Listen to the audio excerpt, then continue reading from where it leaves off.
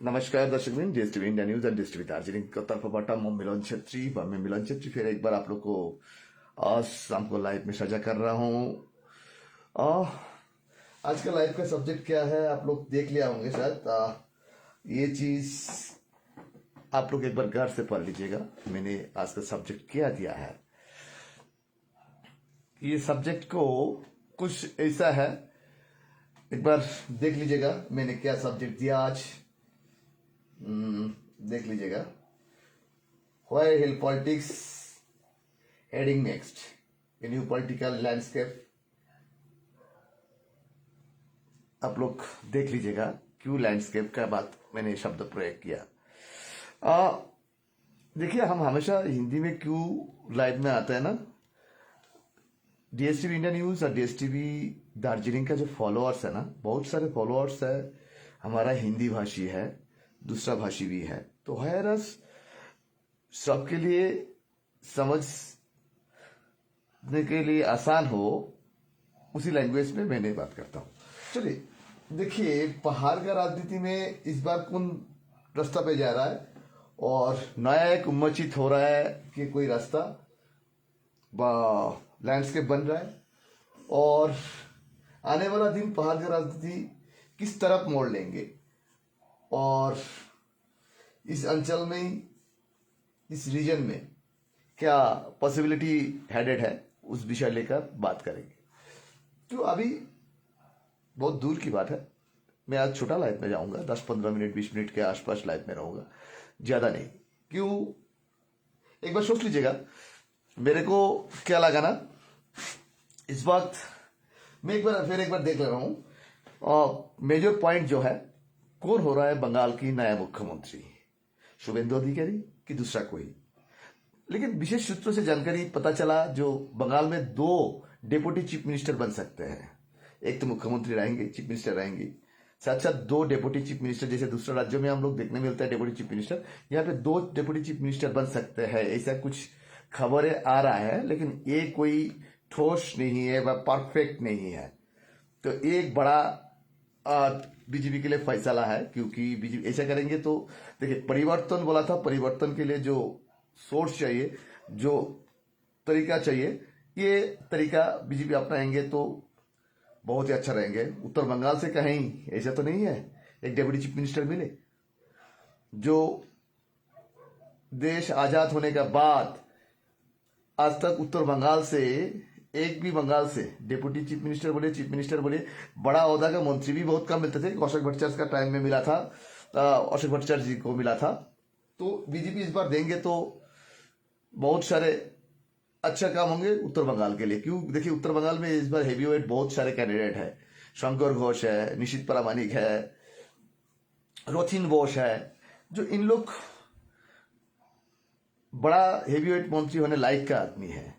तो देखिए, पार्टी का नाम भारतीय जनता पार्टी है, उस पार्टी को कोई भी कुछ भी नहीं बोल सकता। जो किस तरीके से इन लोग डिसीजन लेते हैं किसी को पता नहीं चलता है भारतीय जनता पार्टी का। तो एक चीज तैयार हो गया, 9 तारीख को सुबह 10 बजे वोट टेकिंग होंगे ब्रिगेड परेड मैदान में। जैसे आप बंगाल में हमेशा ही राजभवन में हमेशा वोट टेकिंग के प्रोग्राम होते थे, इस बार थोड़ा से डिफरेंट। क्यों, ये परेड ग्राउंड से मोदी जी का जो कार्यक्रम था, उस कार्यक्रम से ही शुरुआत हुआ था। आइए कुछ पॉइंट में मैंने आप लोग को, आज राजू जी ने जब कालिम्पोंग में अपना विजय होने के बाद, अपनी पार्टी का विजय जीत हासिल होने के बाद जो कर्मी सम्मेलन में जो संभाषण रखा, उन्हें कुछ बात कहा जो बंगाल में से ही बीजेपी का जो शुरुआत हुआ था, तो दार्जिलिंग से शुरुआत हुआ था। तो 2009 के सांसद होने के बाद बीजेपी की इस गति अपना पकड़ा है, तो राजू जी ने आज माना भी है। तो देखिएगा, अभी तो सत्ता में आ रहा है इन लोग, अभी इतना एक्सपेक्टेशन करना मुश्किल है, लेकिन ये धीरे धीरे रास्ता खोलेंगे। लेकिन आज बिमल जी का एक प्रेस मीट में अच्छा चीज बिमल जी ने मेंशन किया, चिकन नेक का बाद इशू किया। लेकिन देखिए, जो अच्छा है अच्छा बोलना चाहिए। उन्हें चाइना का विषय लेकर बात किया, पड़ोसी मुल्क का विषय लेकर भी बात किया। ये बहुत शख्सियत वाला बात किया उन्हें। क्यों, ये चीज बहुत ही इंपॉर्टेंट चीज बिमल जी ने कहा। बिमल जी को देखिए, उनके साथ क्या नहीं है वो अलग बात है, हम उनके विरोध करते हैं, वो बोलते हैं उनके अगेंस्ट में, उसी पॉइंट पे बोलते हैं जिस पॉइंट में पॉइंट है। लेकिन आज उन्हें जो पॉइंट का मेंशन किया ना, वो पॉइंट का 100% 100% राइट पॉइंट उन्हें मेंशन किया। क्यों? चाइना नॉर्थ ईस्ट के ऊपर में आंखा गाड़ के रखा है, नॉर्थ ईस्ट को अनस्टेबल करने के लिए हमारे हिंदुस्तान के ऊपर में। तो उन्हें ये बात जब कहा मुझे अच्छा लगा। और दूसरी बात उन्हें कहा जो छोटा छोटा जो नेशन है उस नेशन का भी जासूसी साजिश यहाँ पे एक्टिव है, ये बात भी सही कहा उन्हें। तो देखिएगा दार्जिलिंग के पॉलिटिक्स में परिवर्तन कितना होंगे वो तो बात की बात, लेकिन आज जीएनएलएफ के कैडर गोरखा राष्ट्रीय मुक्ति मोर्चा के कैडर लोग शैलीवास में जाके अपना पार्टी का झंडा लगा दिया। वहां पे ओयलामा के नेतृत्व में गया था इन लोग, जीएनएलएफ लीडर ओयलामा के नेतृत्व में गया था। देखिए ओयलामा एक ठंडा माथा का पॉलिटिशियंस है, बहुत कूल पॉलिटिशियंस है। दूसरी तरफ बिमल गुरुंग जी भी वही प्रेस मीट में क्या कहा, 14 तारीख को उन्हें लालकोठी घेराव का, पीसफुली लालकोठी घेराव का उन्हें ऐलान किया है। तो ये दो चीज है, ये दो चीज में क्या बोले तो उन लोग का अपना राइट्स है। ऐसा भी लीज प्रॉपर्टी का इशू लेकर मैंने पहले भी बोला था, मैं आप लोग को एक सोर्स दे रहा हूं, आप लोग जानकारी ले लीजिएगा। मैं इतना दिन बोलते आया ना जी, इन लोग का पास एविडेंस है तो इन लोग सीबीईडीआई क्यों ना इम्प्लीमेंट करे, यहाँ पे इम्प्लीकेशन करे। लेकिन मुझे लग रहा है इस महीना के 27-28 तारीख को एक इंक्वायरी टीम, जीटीए का फाइनेंशियल डिपार्टमेंट को इंक्वायरी टीम को ऊपर में नजरदारी करने आ रहा है, मुझे लग रहा है, मेरा पर्सनल ओपिनियन है। लेकिन ये विशेष सूत्रों से जानकारी मिला है कि अभी तक सत्ता में सरकार आया ही नहीं। तो सोच लीजिएगा, हाँ इंक्वायरी होना चाहिए, घोटाला हुआ तो इंक्वायरी होना चाहिए, किसी भी हालत से इंक्वायरी होना चाहिए। मैं पहले भी बोला, आज भी बोल रहा हूं, कल भी बोलूंगा, घोटाला जहां हुआ आप इंक्वायरी कीजिए। इंक्वायरी करने के बाद आप किसी को दोषी ठहरा सकता है, तो भाई उन्हें दोषी है तो भाई ठीक है भाई। लेकिन ऐसा मौजूदा आपने देखेंगे तो शैलीवास है, जो गवर्नमेंट प्रॉपर्टी इतना लॉन्ग टेनर के लिए लीज, सचमुच गवर्नमेंट का लॉस है, सचमुच गवर्नमेंट का लॉस है। क्योंकि आप शॉर्ट टर्म के लिए लीज दे सकता है तो आप भी परफेक्ट प्राइस में, यहां पे बहुत कुछ देखने की जरूरत भी है, छानबीन करने का जरूरत भी है, या सटीक तरीका से ये टेंडर हुआ कि नहीं हुआ ये एकदम ही जरूरी है।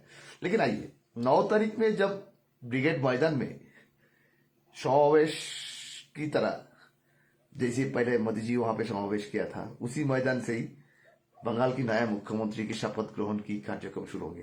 कौन हो रहा है बंगाल के मुख्यमंत्री? बीजेपी ऐसी एक पार्टी है जिस पार्टी से किसी को नहीं आगाम बोल सकता है, अननोन कोई भी व्यक्ति को मुख्यमंत्री बना सकता है। क्यों? ऐसा एग्जाम्पल उड़ीसा में है, उसके बाद छत्तीसगढ़ में है, राजस्थान में है, बहुत सारे हैं। तो वहां पे प्रेडिक्शन करने की कोई जगह ही नहीं है, लेकिन अनुमान कर सकता है। लेकिन अंदर की जो करंट बह रहा है, क्यों? शुभेंदु अधिकारी ऐसे एक कैंडिडेट है जो लास्ट टाइम में भी ममता बनर्जी को नंदीग्राम से हराया था, और इस बार तो दोनों सीट में उन्हें जीता। एक तो अपना नंदीग्राम है और भवानीपुर में 2 बारी उन्हें सीएम को हरा दिया। तो बंगाल के सियासतधारी सीएम को हराना कोई मामूली बात नहीं था। एक तरीके से बीजेपी का अंदर में उनके समर्थक व उनका चाहने वाला बहुत सारे आदमी उन्हें चीफ मिनिस्टर बने ऐसा चाहत है। लेकिन पार्टी का नाम भारतीय जनता पार्टी, कोई भी कुछ भी नहीं बोल सकता है। और दूसरा जो बात कहा मैंने, 2 डेप्यूटी चीफ मिनिस्टर बन सकता है। लेकिन एक बात दार्जिलिंग जिला से, ग्रेटर दार्जिलिंग जिला से मंत्री होने संभावना शंकर घोष का 100% पक्का है। आनंदमय वर्मन का कितना है वो नहीं है, वो तो बात की बात है। लेकिन शंकर घोष का मिनिस्ट्रीशिप पक्का है, ये आप लोग सुन लीजिए। मुझे इतना आप लोगों से साझा कर रहा हूं। तो देखिएगा, आज पहाड़ में डिफरेंट डिफरेंट जगह में, जैसे कालिम्पोंग में, मिरिक में, दार्जिलिंग में आवाज गूंज रहा है। ऐसा आवाज पहले भी गूंजना चाहिए था, लेकिन क्या है ना, सियासत में जो रहते हैं उनके एग्निस्ट पे बोलने वाला बहुत ही कम होते हैं। तो हम किसी के विरोध में और किसी के सपक्ष में आदमी बोलते हैं। हमारा पास एक रिकॉर्ड ट्रैक्ट है, 2007 से 2014-15 तक मुझे बोला जाते थे हम किसी 10 तक 11 तक मैं लेफ्ट गवर्नमेंट का दलाल बोलते थे इन लोग। उसके बाद टीएमसी का दलाल बने। काल का दिन से इन लोग बोलेंगे मैं बीजेपी का दलाल हूं। तो ऐसा भी है, लेकिन देखिएगा सच बोलने वाला को दूसरा तरफ से लेने वाला के लिए कड़वा लगते हैं। लेकिन देखिएगा, आप डीपली एनालिसिस करेंगे, बस थिंकिंग करेंगे, मैं जो पॉइंट मेंशन कर देता हूं ना, उस पॉइंट से ही आने वाला दिन में आदमी पॉलिटिकल स्टैंड बनाते हैं। देखिए, जीएनएलएफ इस वक्त आज बाजी मार लिया। कैसे? उन्हें बिमल जी ऐलान कर दिया और इधर में जीएनएलएफ सीधा मैदान में पहुंच गया। जीएनएलएफ सीधा मैदान में पहुंच गया, क्योंकि उन लोग 14 तारीख के 13 तारीख के लिए इंतजार नहीं किया, वोट टेकिंग के लिए इंतजार नहीं किया। उन लोग सीधा जीएनएलएफ ने गया, वहां पे झंडा लगाया, वो जो दस्तावेज था वो दस्तावेज सामना किया, फेंका छत के। तो देखिएगा, पहाड़ में घिशिंग साहब का योगदान, इस पहाड़ में जितना भी प्रॉपर्टी है, विमल गुरुंग जी का टाइम में जामुनी में एक प्रॉपर्टी हुआ, गवर्नमेंट प्रॉपर्टी हुआ, मतलब जीटीए के अंडर में, और बेल्टार में एक कुछ हुआ था। लेकिन देखिएगा, जितना भी प्रॉपर्टी है सारे के सारे घिशिंग साहब के योगदान है। घिशिंग साहब का योगदान क्या है नहीं है सबको मालूम है। आज घिशिंग साहब का पार्टी, घिशिंग साहब आज नहीं है हमारा बीच में, लेकिन घिशिंग साहब का पार्टी पहाड़ की एक पार्टी है जो जाने माने पार्टी है, जीएनएलएफ पार्टी। उनके बेटे अभी परिवर्तन की लाहौर में, उन्हें भी हिस्सा है, क्योंकि उनका पार्टी भी अलायंस में है। तो राजू जी के आज जो शब्द चयन था वो परफेक्ट था। देखिए, नेता चुनाव से पहले बहुत कुछ बोलते हैं, चुनाव के बाद वो परफेक्शन लेके आना बहुत मुश्किल होते हैं। लेकिन आज राजू जी का जो कॉन्फिडेंस लेवल में बात किया और संभाषण रखा कालिम्पोंग में, उसमें मानना पड़ेगा कि राजू जी को मैच्योरिटी में, पॉलिटिकल मैच्योरिटी पहले से आज का कंपेरेबल बहुत अच्छा था। और एक बात आप लोग को बता रहा है, नहीं बताने से आप लोग बोलेंगे जो ऐसा है।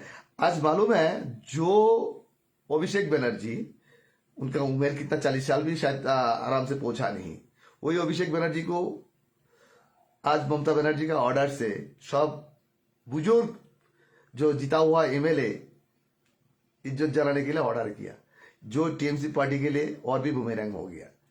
क्यों? आज कालीघाट पे जो 80 विधायक जीता था, उनमें 11 विधायक प्रेजेंट नहीं था, उसमें 69 विधायक था। जो उन लोग को ममता बनर्जी ने आदेश दिया था, जो अभिषेक ने बहुत अच्छा काम किया, वो बहुत अच्छा लड़ाई किया, जिसकी वजह से उनको आप लोग उठ के सम्मान जनाइए, रेस्पेक्ट जनाइए। तो टीएमसी के अंदर में ही एक करंट है जो सबने बोल रहा है, जो अभिषेक बनर्जी की वजह से टीएमसी का जो पतन है, तो वही अभिषेक बनर्जी के विषय लेके फिर भी एक कंट्रोवर्सी क्रिएट हो गया। तो चलिए, वो तो बंगाल का राजनीति है, हम नॉर्थ बंगाल कॉन्सेंट्रेट कर रहा है। देखिए, पहाड़ में परिवर्तन की लहर जो है, ये बरकरार कितना दिन स्टेबल रहेंगे। पहाड़ में यहाँ पे जो रीजनल पॉलिटिकल पार्टी है, इन लोग को काफी दिन से डिमांड है, जो यहाँ का जीटीए जो है वो रद्द करके कोई दूसरा कोई व्यवस्था, विमल जी ने जैसे ऐसा कहा 11 कम्युनिटी स्टेटस और जीटीआर पर बीटीआर जैसे जीटीआर का व्यवस्था सामने लेके आना चाहिए। ये कॉन्स्टिट्यूशनली प्रोविजन जो है, इसमें थोड़ा सा टाइम लगेगा ही। आप चाहे भी कुछ भी नहीं कर सकते हैं, कैबिनेट डिसीजन लेना पड़ेगा, तो वो टाइम लगेगा। लेकिन अभी से एक्सरसाइज शुरू करेंगे तो वो जितना 6-7 महीना लगने वाला था वो 2-3 महीना आगे हो सकता है, लेकिन टाइम 2-3 महीना लगेगा। आप लोग निश्चित रूप से बैठिएगा। जो जीटीए को रद्द करने के लिए जो टेक्निकली जो साइट है, वो साइट को आपको देखना पड़ेगा, कि वो गवर्नर का अंडर में है, गवर्नर किस तरीके से लेंगे। और यहाँ पे अभी इलेक्टेड बॉडी है, कि वो इलेक्टेड बॉडी को वोट टेक करवाया था, गवर्नर ही करवाया था।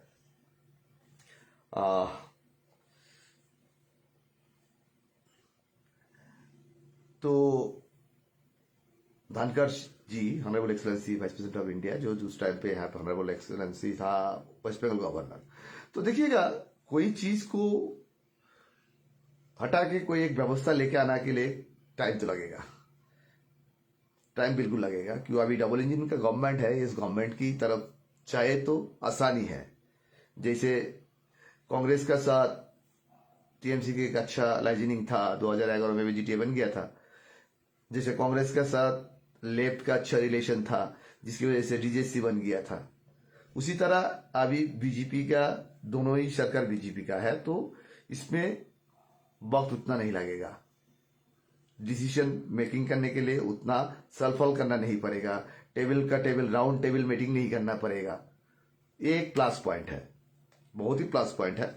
तो वायरस देख लीजिएगा। आप लोग सोचते हैं जो मैं क्या बोल रहा हूं, लेकिन आज मैं बोलता हूं तो वो 1 साल भी, 2 साल भी हो, 6 महीना भी हो, उसी जगह से पॉइंट निकालते हैं। मैंने पहले ही भी बोला था, मैंने, आप लोग मेरा पुराना वीडियो देख लीजिएगा, किसी के पास डाउनलोड वीडियो होंगे, अदरवाइज मेरे यूट्यूब चैनल देख लीजिएगा। तो वहां पे मैंने बोला था कालिम्पोंग कर्शियंग मिरिक का इशू लेकर, क्यों यहां पे करीबन 4 साल से मिरिक म्यूनिसिपैलिटी में, तो देखिए लास्ट चुनाव हुआ था 17 में, तो 4 साल से अधिक आपको स्पेंड हो चुका है। तब तक के लिए ये तीनों म्यूनिसिपैलिटी कोई चुनाव ही नहीं हुआ।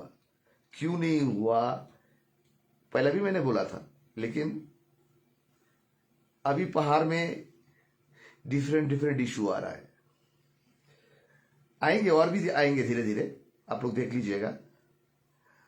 लेकिन एक चीज में पहाड़ काल भी अच्छे थे, आज भी अच्छा है, आने वाला काल भी अच्छा ही रहेंगे। क्यों, दार्जिलिंग में जो स्टेबल सिचुएशन अभी है, वो स्टेबल सिचुएशन बरकरार रहे। और बीजेपी का लीडर लोग का कहना, राजू जी का कहना बहुत स्ट्रांग था। आज श्रमिक भट्टाचार्य ने एक बात कहा, कोई भी बीजेपी कर्मी कोई भी किसी को ऊपर में अटैक करे, उसका दायित्व उनको लेने देंगे। और एक बात आप लोग को, आज में भी रात 12 बजे का बाद राष्ट्रपति शासन लागू हो सकता है राज्यों में, जब तक, ये सबसे बड़ा ब्रेकिंग न्यूज है। क्यों कि आज 6 तारीख है, जो फर्स्ट गवर्नमेंट था उनका टेन्योर खत्म हो गया रात 12 बजे के बाद से। तो क्योंकि ममता जी की जब राजीनामा नहीं दे रहा है, गवर्नर का पास जाके मुलाकात करके उनका पेपर्स नहीं बुझाया, मंत्री सभा डिसमेंटल, तो गवर्नर अपना इख्तियार से, पावर से वो इंप्लीमेंट कर सकता है। तो एक ही जगह में प्रोविजन क्या हो सकता है, 2 दिन हो, 3 दिन हो, राष्ट्रपति शासन लागू हो सकता है। क्यों, 9 तारीख, कल 7 तारीख है, 8 तारीख, 9 तारीख सुबह तो वोट टेक का प्रोग्राम है। तो इसी वजह से मुझे लगता है आज रात 12 बजे के बाद से राष्ट्रपति शासन बंगाल में लागू हो सकता है 2 दिन के लिए, क्योंकि 9 तारीख को तो वोट टेकिंग ही है। ये प्रोबेबली क्या मैंने बोला। तो दार्जिलिंग पहाड़ में 3 एमएलए है, नेपाली भाषी एमएलए, और डुअर्स क्षेत्र से 2 है। इन 5 में किसी को मंत्री होने का संभावना है? आप लोग कमेंट्स में बताइएगा। मुझे लगता है कुछ मात्रा में पॉसिबिलिटी है एमओएस प्रतिमंत्री होने का, पोर्स का, भरत छेत्री का, और उधार में Vishal Lama. Vishal Lama second time MLA Kalchini से, उस जगह से उनका मंत्री होने का चांसेस है। तो मैंने जो लगा मैंने वही बताया आप लोग को। चलिए मैं आप लोग को विदा लेने जा रहा हूँ।